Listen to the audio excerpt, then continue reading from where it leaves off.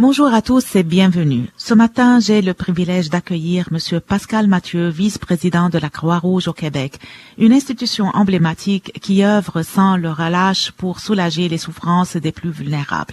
Alors que le Liban traverse une crise humanitaire immense, nous allons discuter des efforts déployés par la Croix-Rouge pour apporter un souffle d'espoir dans ce contexte d'angoisse et de désespoir. Monsieur Mathieu, merci d'être avec nous aujourd'hui. Merci à vous, madame.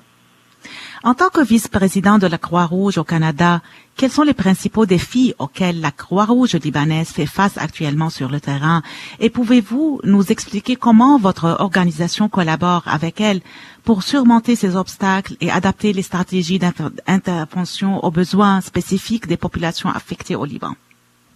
La Croix-Rouge libanaise est en première ligne. Pour nos auditeurs, mentionnons que chaque pays à travers le monde a soit une Croix-Rouge ou un Croissant-Rouge et qu'on est présentement dans 191 pays. Dans le cas du Croix-Rouge libanais, ils sont en première ligne, ils ont toujours été en première ligne. Évidemment, la situation l'escalade du conflit depuis un an a mis une immense pression et fait courir des grands risques à la population libanaise, ce qui fait que la Croix-Rouge libanaise, qui offre principalement un service d'ambulance, un service de recherche et sauvetage dans des décombres notamment, et des soins médicaux d'urgence de première ligne, vous imaginez que tous ces soins-là, le besoin a été accru, décuplé, et que mes collègues de la Croix-Rouge libanaise travaillent sous tension, dans des conditions très risquées à chaque jour. Alors, l'adaptation à la culture, vous savez, la Croix-Rouge libanaise, elle est libanaise, ils sont sur place. Alors, ils s'adaptent naturellement aux besoins qu'ils voient autour d'eux. Et malheureusement, les besoins sont grandissants. Oui. Pour ce qui est de la relation entre la Croix-Rouge canadienne et la Croix-Rouge libanaise, je vous l'ai dit, il y a 191 Croix-Rouges, mais dans le cas de la Croix-Rouge canadienne, on a tissé des liens plus serrés avec certains de nos collègues. Et la Croix-Rouge libanaise en fait partie. On a signé un protocole de soutien formel en mars 2020, ça fait déjà 13 ans, où on les a soutenus de façon plus accrue. Vous savez, il y a eu une série de situations difficiles qui se sont produites au Liban. Je pourrais mentionner entre autres l'explosion du port de Beyrouth, là, qui est peut-être un des événements les plus marquants parmi beaucoup d'autres événements. Alors, au fil des ans, on a toujours soutenu cette Croix-Rouge-là en particulier. On a tissé des liens d'amitié sincères. D'ailleurs, des membres de mon équipe parlent à chaque mois au président de la Croix-Rouge libanaise, Georges Ketané, et celui-ci nous a envoyé son sous-secrétaire général, Nabir Jaber, qui est venu cet été, que j'ai rencontré ici même à Montréal. Mm-hmm. Le Canada a récemment annoncé un soutien humanitaire de 15 millions de dollars au Liban. Quelles sont les actions spécifiques que ce financement permettra de réaliser, et vous en faites partie à ce que je crois, et comment seront-elles priorisées pour avoir le maximum d'impact à votre avis? Je ne peux pas répondre sur l'ensemble du 15 millions. Je vous explique, il y a 3 millions qui ont été déjà identifiés pour venir à la Croix-Rouge canadienne. Ça, ces 3 millions-là, c'est un match. Donc, le gouvernement du Canada va doubler les dons qu'on va recevoir de la population. D'ailleurs, nous, on a un fonds qui est ouvert depuis plusieurs années pour permettre à la population de donner. Je crois que c'est l'occasion, plus que jamais, de faire appel aux dons parce que pour le prochain mois, le gouvernement du Canada va doubler les dons. On espère bien aller chercher un 3 millions de la population pour pouvoir arriver à 6. Ça, dans notre cas, c'est assez clair. Cet argent-là s'en va à nos collègues de la Croix-Rouge libanaise pour soutenir les services que je vous ai mentionnés, les ambulances, les recherches et sauvetage, les soins médicaux. Mm-hmm. Il y a un deuxième 3 millions qui va être donné à d'autres organismes. Alors, j'ai pas de contrôle là-dessus. Et il reste 9 millions où le gouvernement du Canada a annoncé qu'il allait répondre à des projets.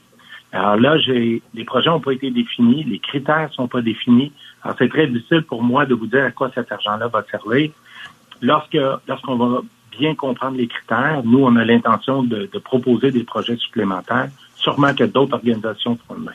Mm-hmm. Monsieur Mathieu, les crises humanitaires ont souvent des répercussions à long terme sur les communautés. Selon vous et selon votre expérience dans le domaine, quelles seront les conséquences à long terme de la crise actuelle sur la société libanaise et comment la Croix-Rouge s'engage-t-elle à y répondre? Je reviens à dire que la Croix-Rouge libanaise, nos collègues, ont toujours été présents au Liban, ont toujours été forcés de s'adapter aux différents événements. Au lendemain du port de Beyrouth, de l'explosion du port de Beyrouth, il y a toute une série, évidemment, au moment de l'explosion, c'est le service d'ambulance, le service de soins de première ligne qui avait été requis, mais par la suite, on les avait appuyés pour mettre en place toute une série d'autres services, de la distribution d'aide, de l'aide financière pour des citoyens, toute une série de programmes additionnels qui avaient été adaptés. Alors, à savoir comment la Croix-Rouge libanaise va répondre aux besoins futurs, je pense que j'ai confiance qu'ils vont nous soumettre des solutions qui vont s'adapter dans la mesure des besoins à l'évolution de la situation. Et là-dessus, j'ai, par exemple, si vous me demandez d'essayer de deviner quelles sont les conséquences à long terme, je peux déjà mentionner qu'il va y avoir certainement des gens qui auront besoin de suivi médical à long terme parce que malheureusement, il y a déjà un très grand nombre de blessés. Et ensuite, dans le passé, il est arrivé qu'avec nos collègues de la Croix-Rouge libanaise, nous-mêmes ici, on le fait au Canada lorsqu'il y a des crises, il y a un grand nombre de personnes qui a besoin de soutien psychologique. Alors ça, c'est le type de programme qui souvent sont développés par la suite d'une crise pour faciliter un retour vers la normale. Oui. Monsieur Mathieu, en tant que leader dans le domaine de l'aide humanitaire, quels enseignements avez-vous tirés des crises passées qui peuvent être appliqués à la situation actuelle au Liban? Tout d'abord, c'est important de rappeler l'importance de protéger les populations civiles, de protéger les institutions. Vous savez, mes collègues de la Croix-Rouge libanaise, pour faire leur travail, portent des casques en Kevlar, des vestes par balles. Déjà, le fait qu'ils doivent porter de telles protections et que leur vie soit en danger, c'est déjà l'expérience nous rappelle de nos jours que cette protection-là est jamais garantie. Alors, il y a l'importance de le rappeler. Ensuite, l'importance d'agir avec des acteurs locaux. Dans ce cas-ci, la Croix-Rouge libanaise, qui est une institution neutre, impartiale, reconnue au Liban. La neutralité est extrêmement importante dans ce pays. Alors, c'est important de s'appuyer pour nous, à la Croix-Rouge canadienne, de s'appuyer sur un partenaire local de confiance. Et là-dessus, pour moi, les partenaires, c'est des gens comme Georges Quétané ou Nabir Jabbar, des gens qui sont sur le terrain et qui doivent puiser dans leur expérience pour pouvoir bien lire les besoins de la population et le meilleur moyen d'y répondre. Les messages que vous aimeriez transmettre aux Canadiens et plus spécifiquement à la diaspora libanaise sur l'importance de l'engagement communautaire dans cette situation exactement, quels seront ces messages-là? Tout d'abord, aujourd'hui, le gouvernement du Canada vient d'annoncer un match sur le fonds.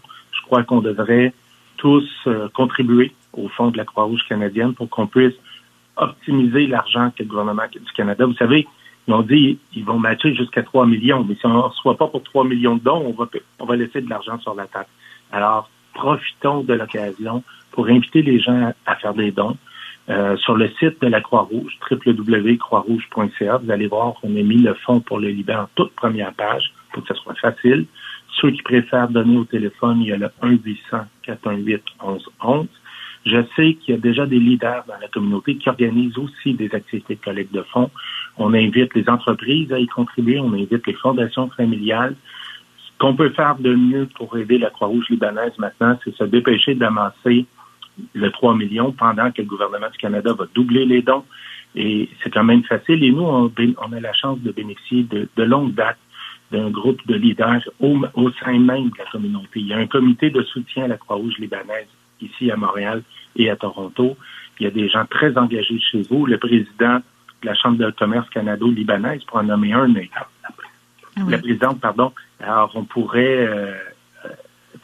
je compte sur ces alliés-là.